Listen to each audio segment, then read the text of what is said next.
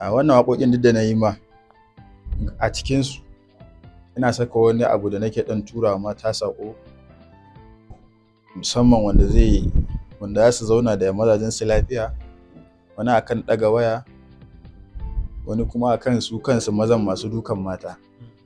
Kamar dai na fahimta Kurɗan ma yana wa'azi a cikin Yawwa, waƙoƙinsa. muna tura saƙo.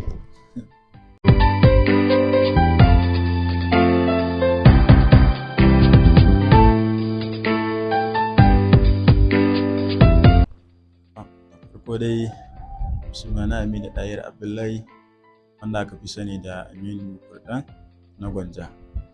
Na'am. Mawaƙi a masana'antar Kannywood ɓangaren iyayenmu mata. To, Malam Aminu Kurɗan, me ya ja hankalinka ka tsunduma cikin harkokin waƙa ko kuma in ce Kannywood ma gaba ɗaya? Sanadiyar wani mawaƙi, Wane mawaƙi ne? Ado Gwanja. Ado Gwanja. To, menene ya ja hankalinka ka ɗauki kamar shi Ado Gwanja ya ja ra'ayinka ka shiga harkar waƙa? Gaskiya kamar yadda in ya je gurin biki za ga da ya karɓi abin magana ya fara, za ga mata gaba ɗaya sun shiga cikin wani kamar shauƙi, zance wuri ya ɗau ana ta wani abin da ya ɗauki ya ja hankali na gaskiya.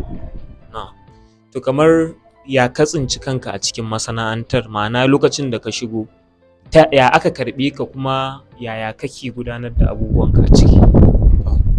Kuma nan da yanzu muke fara, amma alhamdulillah abubuwa suna tafiya alhamdulillah. To kamar zuwa yanzu Kurɗan ya rera waƙa kamar guda nawa? 20. A cikin waƙoƙi guda 20 wace waƙa ce Kurɗan ya fi so? Zankan. Wata waƙa ce Zankan? To ko za a rera masu kallo ɗan kaɗan daga cikin yadda waƙar take? Me zankan ta yi zankan, tunda na are zankan, mata sai da kuka na za a yi zankan. Tace mata na ga da gidan ku ne, to ku taso yau ma Aminu Kurɗan ne, ni da alfaza zai mai kiɗa na ne, to ku taka rawa lokaci da mai shi ne, to na can haka ku girgi za ku taka ku bi.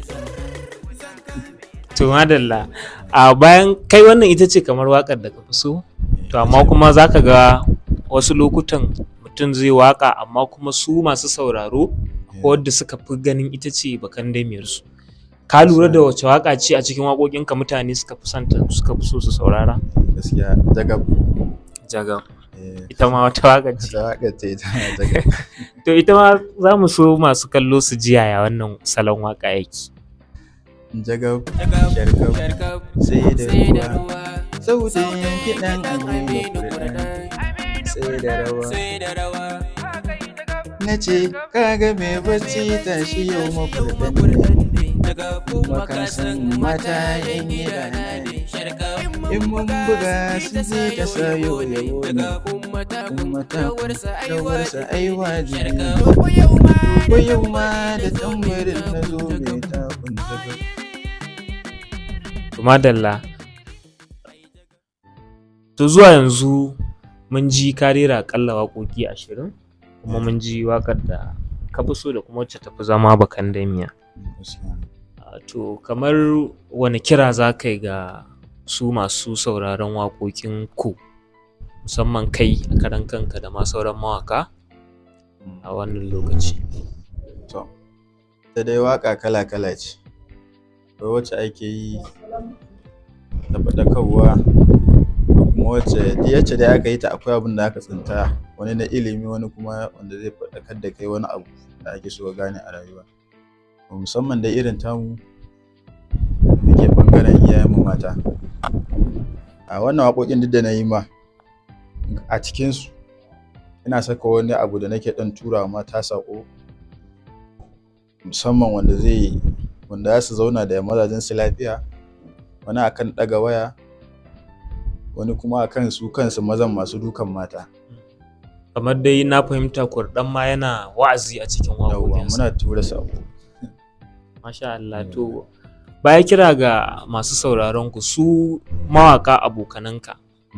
So wani lokacin zaka ga ana ƙorafi cewa mawaƙi wane yana wasu waƙoƙi da basu dace ba ko something like that dai. Wani kira zaka ga irin wannan cewa su yi kwaikwayo a gare ka na tura saƙonni na faɗakarwa ga masu sauraro a cikin waƙoƙinsu? To a san mutane kala-kala ne, kowa wannan abin da yake kallo daban, wannan abin da yake kallo daban, kai ma abin da kake kallo daban. To kowa dai ɗaukakan ne yake so. Wajen neman ta gaskiya ni dai a ra'ayina bai kamata mutum ya sauka daga hanya ba. Ka ce za ka je kai waƙar da za ta zo ko ta ɓata tarbiyyar wasu ko kuma wasu su ɗauki wani abu wanda bai kamata ba saboda kana so ka ɗaukaka. Za ka ga ko ɗaukaka aka samu ba inda ake zuwa. Idan za a yi ɗan yi dai na ɗan lokaci abin ya wuce shi kenan. Na'am.